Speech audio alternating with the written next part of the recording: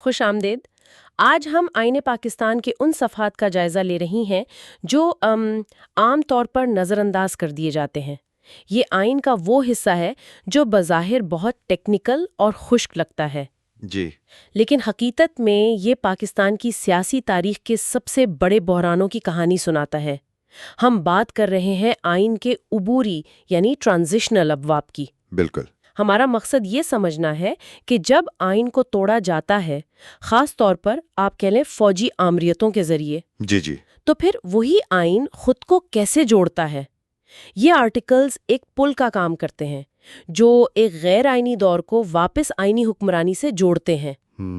چلیں اس پیچیدہ معاملے کو آسان الفاظ میں سمجھنے کی کوشش کرتے ہیں۔ بالکل، اور یہ آئین کا سب سے دلچسپ حصہ اس لیے ہے کیونکہ یہ اس کی بقا کی جدوجہد کو ظاہر کرتا ہے۔ یہ آئین کی ایک طرح سے خودکار مرمت کی صلاحیت کو دکھاتا ہے۔ اچھا، یہاں ہمیں ان سوالات کے جواب ملتے ہیں جو ہر غیر آئینی دور کے بعد پیدا ہوتے ہیں۔ مطلب مارشل لاء کے دوران بنائے گئے ہزاروں قوانین کا کیا ہوگا؟ ان ججوں کا کیا بنے گا جنہوں نے نئے غیر آئینی حلف اٹھائیں، اور ایک فوجی حکمران کے تحت ہونے والے انتخابات کو قانونی حیثیت کیسے دی جائے؟ تو یہ صرف قانونی الفاظ نہیں، یہ اصول اور عملیت پسندی کے درمیان ایک بہت بڑا سیاسی سمجھوتا ہے۔ تو آئیے 5 جولائی 1977 کے فوجی ٹیک اوور کے بعد کے دور سے شروع کرتے ہیں۔ 8 سال کی طویل آمریت کے بعد جب جمہوریت بحال ہوئی تو سب سے بڑا سوال یہی تھا کہ ان 8 سالوں کا کیا کیا جائے۔ جی، یہی بنیادی سوال تھا۔ یہیں پر آرٹیکل 270A سامنے آتا ہے۔ اس کی زبان بہت واضح ہے۔ یہ کہتا ہے کہ اس دور کے تمام صدارتی احکامات، مارشل لاء ریگولیشنز اور دوسرے قوانین کی توثیق، منظوری اور انہیں جائز قرار دیا جاتا ہے۔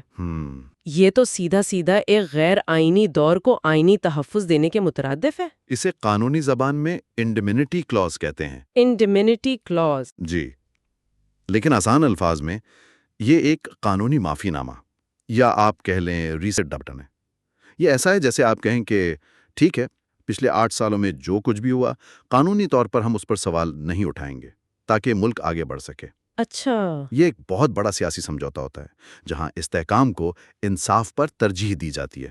آپ تصور کریں اگر 1985 میں اس دور کے ہر قانون، ہر فیصلے اور ہر تقرری کو عدالتوں میں چیلنج کرنے کی اجازت دے دی جاتی تو ایک بحران پیدا ہو جاتا۔ بالکل، ملک میں ایک نہ ختم ہونے والا قانونی اور انتظامی بحران پیدا ہو جاتا۔ کوئی بھی چیز اپنی جگہ پر نہ رہتی۔ لیکن ایک منٹ، اگر آئین ہی ملک کا سپریم قانون ہے تو وہ خود اپنے آپ کو معطل کرنے والے اقدام کو قانونی حیثیت کیسے دے سکتا ہے؟ یہ تو اپنی ہی نفی کرنے والی بات نہیں ہے۔ جی، یہ تو ایسا ہے جیسے کوئی کہے کہ چوری کرنا غیر قانونی ہے، لیکن اگر آپ نے پچھلے 8 سالوں میں چوری کی ہے تو ہم اسے قانونی مان لیتے ہیں۔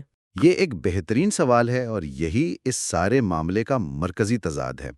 اسے ڈاکٹرن آف نیسیسٹی یا نظریہ ضرورت کی آئینی شکل سمجھا جاتا ہے۔ نظریہ ضرورت؟ جی، نظریہ یہ ہے کہ ریاست کو چلتے رہنا ہے، اور اگر استحکام کے لیے ایک غیر آئینی اقدام کو قبول کرنا پڑے تو آئین کو یہ تلخ گولی نگلنی پڑتی ہے۔ ہمیں یہ بھی دیکھنا ہوگا کہ 1985 کی پارلیمنٹ ایک فوجی حکمران کے سائے میں کام کر رہی تھی۔ صحیح۔ اس کے پاس سودے بازی کی طاقت بہت کم تھی، یہ اس وقت کی سیاسی حقیقت تھی۔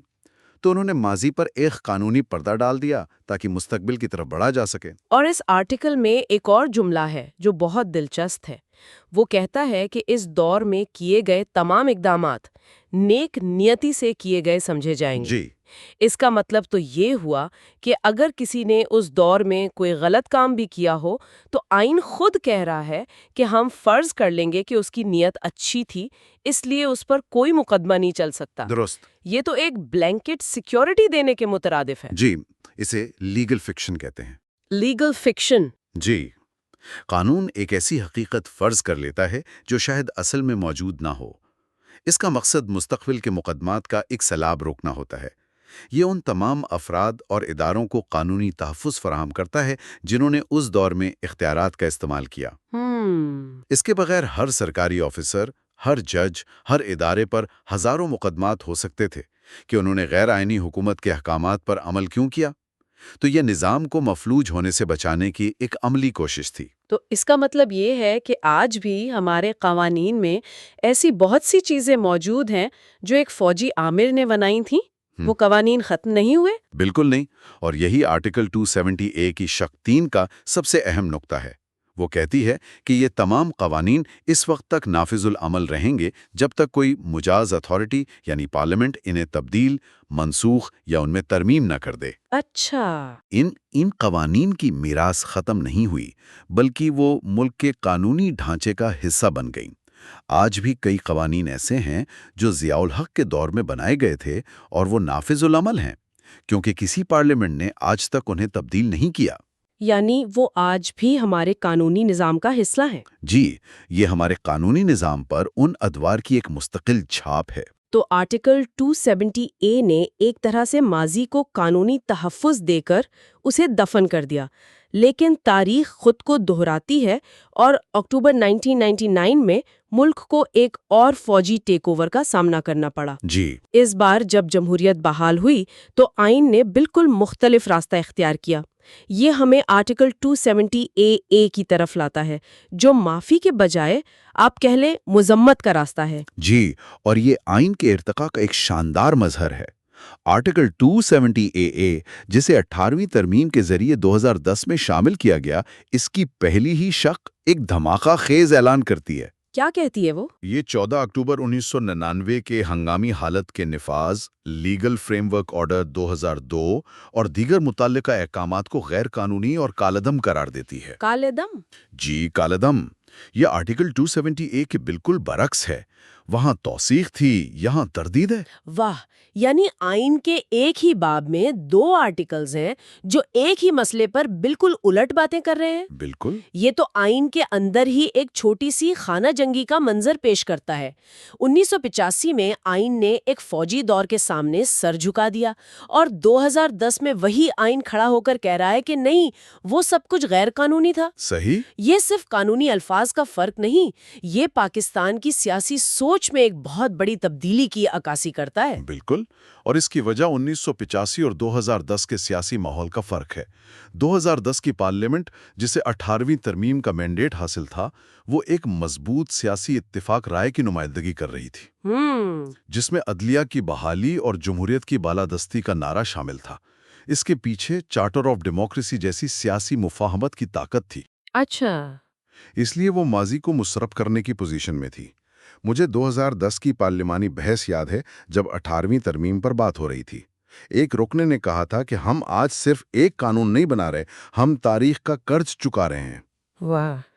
اس سے ظاہر ہوتا ہے کہ آرٹیکل 270AA صرف قانونی الفاظ نہیں تھے، بلکہ اس کے پیچھے گہرا سیاسی اور جذباتی محرک تھا۔ ٹھیک ہے، یہ تو اصولی بات ہو گئی، لیکن عملی مسئلہ تو پھر وہی کھڑا ہو گیا۔ جی، آپ نے پرویز مشرف کے اقدام کو غیر قانونی قرار دے دیا، مگر 1999 سے 2008 تک جو قوانین بنے، جو جج تعینات ہوئے، جو معاشی فیصلے ہوئے، ان سب کا کیا بنا؟ کیا وہ سب بھی کالعدم ہو گئے؟ آپ پورے نظام کو تو معطل نہیں کر سکتے۔ یہی وہ نقطہ ہے جہاں 270AA بھی عملیت پسندی کا مظاہرہ کرتا ہے، لیکن ایک مختلف انداز میں۔ کیسے؟ اس کی شق 2 کہتی ہے کہ بنیادی غیر آئینی احکامات کے علاوہ اس دور میں بنائے گئے دیگر تمام قوانین بشمول آرڈیننس، رولز اور نوٹیفیکیشنز وہ اس وقت تک نافذ رہیں گے جب تک پارلیمنٹ انہیں تبدیل نہ کر دے۔ یعنی فوجی اقدام کی جڑ کو تو کاٹ دیا، بالکل۔ لیکن اس درخت کے پھل یعنی روزمرہ کے قوانین کو وقتی طور پر تحفظ دے دیا۔ جی، یہ ایک بہت ہی سرجیکل اپروچ تھی۔ اصول بھی قائم رہا اور ملک کو افراتفری سے بھی بچا لیا گیا۔ اور عدلیہ کا معاملہ تو اس دور میں بہت ہی پیچیدہ ہو گیا تھا، خاص طور پر PCO کے حلف کی وجہ سے۔ اس آرٹیکل نے اس مسئلے کو کیسے حل کیا؟ اس نے ایک پیچیدہ فارمولا اپنایا۔ شق 3 کہتی ہے کہ وہ جج جنہوں نے 2000 کے PCO کے تحت حلف اٹھایا تھا، انہیں آئین کے تحت اپنے عہدوں پر فائز سمجھا جائے گا۔ اچھا۔ لیکن وہ جج جنہوں نے حلف اٹھانے سے انکار کر دیا تھا اور اپنے عہدوں سے ہٹا دیے گئے تھے، ان کے ساتھ انصاف کرنے کی کوشش کی گئی۔ انہیں بحال کیا گیا؟ باقاعدہ بحال تو نہیں کیا گیا، لیکن یہ کہا گیا کہ انہیں پینشن اور دیگر فوائد کے لیے اپنی ریٹائرمنٹ کی عمر تک برسر وعدہ سمجھا جائے گا۔ یہ ایک منقسم عدلیہ کو دوبارہ جوڑنے اور قانونی تسلسل کو یقینی بنانے کی ایک کوشش تھی۔ تو ایک طرح کا سمجھوتا تھا۔ جی، یہ ایک کامل حل نہیں تھا، لیکن یہ ایک سیاسی اور قانونی سمجھوتا تھا۔ اسی آرٹیکل میں ایک اور بات بھی ہے جو بظاہر غیر متعلقہ لگتی ہے۔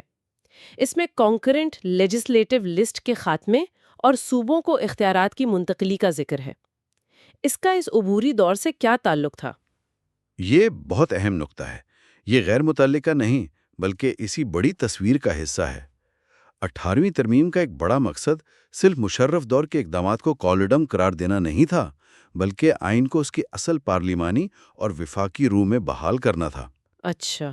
فوجی ادوار میں اختیارات مرکز میں اکٹھے ہو جاتے ہیں اور صوبے کمزور ہو جاتے ہیں۔ صحیح۔ لہٰذا اسی موقع پر جب آئین ایک آمرانہ دور کی میراث سے نمٹ رہا تھا، اس نے مستقبل کے لیے وفاقی ڈھانچے کو مضبوط کرنے کا قدم بھی اٹھایا اور مشترکہ قانون سازی کی فہرست ختم کر کے وہ اختیارات صوبوں کو منتقل کر دیے۔ تو اس نے نہ صرف ماضی کی غلطی درست کی بلکہ مستقبل کو بھی محفوظ بنانے کی کوشش کی۔ تو اگر ہم آئین کو ایک زندہ وجود کے طور پر دیکھیں تو 1985 میں اس نے ایک گہرا زخم کھایا اور اس پر ایک بڑا سا بینڈیج یعنی آرٹیکل 270A لگا دیا تاکہ خون بہنا بند ہو جائے۔ لیکن 2010 میں جب وہ تھوڑا مضبوط ہوا تو اس نے نہ صرف وہ بینڈیج اتارا بلکہ زخم کے نشان یعنی آرٹیکل 270A کو بھی دکھا کر کہا کہ یہ غلط تھا اور آئندہ ایسا نہیں ہونا چاہیے۔ بہت خوبصورت تشبیہ ہے۔ بالکل یہی ہوا۔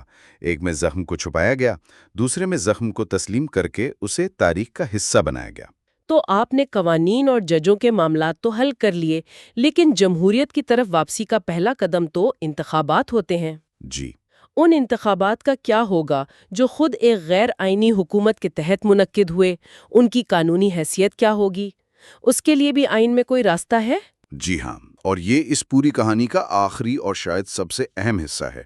آرٹیکل 270B اور 270B بھی اسی مسئلے کا حل ہیں۔ یہ بہت مختصر اور سیدھے سادے آرٹیکلز ہیں۔ یہ بالترتیب 1977 کے بعد کے انتخابات اور پھر 2002 اور خاص طور پر 18 فروری 2008 کو ہونے والے عام انتخابات سے متعلق ہیں۔ اور یہ کیا کہتے ہیں؟ ان کا کام سادہ لیکن بہت اہم ہے۔ یہ کہتے ہیں کہ یہ انتخابات آئین کے تحت منعقد ہوئے سمجھے جائیں گے۔ سمجھے جائیں گے، یعنی وہ تھے نہیں لیکن ہم مان لیتے ہیں کہ وہ تھے۔ یہ ایک اور لیگل فکشن ہے؟ بالکل، یہ آئینی توثیق کا ایک اور عمل ہے۔ حقیقت یہ ہے کہ یہ انتخابات کسی غیر آئینی اتھارٹی کے جاری کردہ قانونی فریم ورک کے تحت ہوئے تھے۔ صحیح۔ لیکن یہ آرٹیکلز انہیں آئین کی چھتری تلے لے آتے ہیں۔ یہ ایک قانونی پل کا کام کرتے ہیں جو ایک غیر آئینی عمل کو آئینی نتیجے سے جوڑتا ہے۔ اس کے بغیر ان انتخابات کے نتیجے میں بننے والی پارلیمنٹ کی اپنی کوئی قانونی حیثیت نہ ہوتی۔ تو اس کا مطلب یہ ہوا کہ چاہے انتخابات کسی بھی حالات میں ہوئے ہوں، ہم ان کے نتائج کو ایک جائز آئینی نتیجہ تسلیم کرتے ہیں تاکہ سسٹم آگے چل سکے۔ جی بالکل۔ اگر ایسا نہ کیا جائے تو کیا ہوگا؟ اگر ایسا نہ کیا جائے تو ہر چیز پر سوال اٹھ سکتا ہے۔ نئی بننے والی پارلیمنٹ کا پہلا قانون ہی اس بنیاد پر عدالت میں چیلنج ہو سکتا ہے کہ اسے بنانے والی اسمبلی خود غیر قانونی ہے۔ پھر اس اسمبلی کا منتخب کردہ وزیر اعظم، کابینہ، ہر فیصلہ، ہر قانون، سب کچھ قانونی طور پر متنازع ہو جائے گا۔ تو یہ آرٹیکلز اس ممکنہ بحران کا دروازہ بند کر دیتے ہیں۔ جی، یہ اس بنیاد پر پورے جمہوری عمل کو چیلنج کیے جانے سے روکتے ہیں کہ خود انتخابات ہی غیر آئینی تھے۔ یہ ایک ممکنہ قانونی سکم کو بند کر کے نئی منتخب پارلیمنٹ کو ٹھوس قانونی جواز کے ساتھ کام کرنے کی اجازت دیتے ہیں۔ تو اس ساری بحث کا خلاصہ کیا ہے؟ ہم نے آئین کو دو بالکل مختلف طریقوں سے کام کرتے دیکھا۔ ایک معاملے میں آرٹیکل 270A کے ذریعے وہ فوجی حکمرانی کے ایک پورے دور کو اپنے اندر جذب کر کے اسے قانونی حیثیت دیتا ہے۔ دوسرے معاملے میں آرٹیکل 270AA کے ذریعے وہ ایک فوجی اقدام کی بنیاد کو واضح طور پر مسترد کرتا ہے، لیکن اس کے عملی نتائج کو سمجھداری سے سنبھالتا ہے۔ یہ آئین کی بقا اور ارتقاء کی ایک حیران انگیز کہانی ہے۔ یہاں سب سے دلچسپ چیز اصول اور عملیت پسندی کے درمیان مستقل کشمکش ہے۔ صحیح۔ اصول یہ ہے کہ آئین سب سے بالاتر ہے اور اس کی خلاف ورزی ناقابل معافی جرم ہے۔